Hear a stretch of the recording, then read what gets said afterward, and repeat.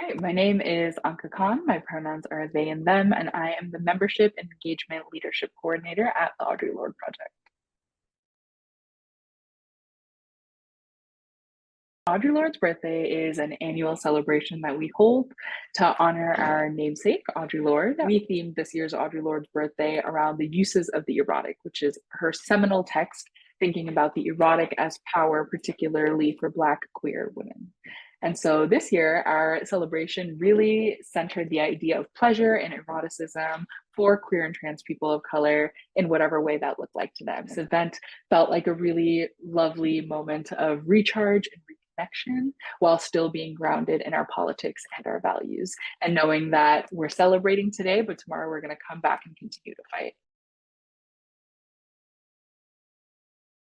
Members have described Audre Lorde birthday, especially this year's Audre Lorde birthday, as a place that they could come authentically as their full selves and to really eradicate shame, the shame that we are often taught and ingrained around our sexuality, especially as queer and trans people of color, but even largely as a society, how we're taught shame around the idea of pleasure and really trying to make space and explore what pleasure looks like. And I think that it contributed to this feeling of being really safe and held. And that was also something that was really lovely. We saw members that were active, 10, 15 years ago come through to Audre Lorde's birthday. And then there was a whole cadre of newer members. Members also really appreciated the political nature of the event because while it's a community event, we are still really grounded in our mission and our principles as an organizing center for queer and trans people of color. So that means that we're always going to uplift the things that bring us to the space and keep us going, right? We're going to talk about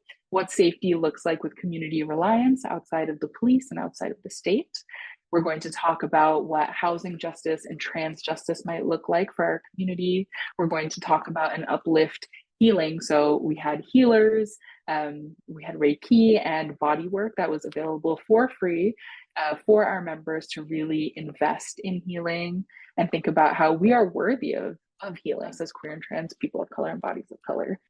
And so with every Audre Lorde birthday, we hope that for the next year, more member leaders will come on and be able to do that visioning and then being able to build the thing that they vision and continue moving forward as organizers, as stewards of community events, and as people who are really invested in what the erotic means for us as a community.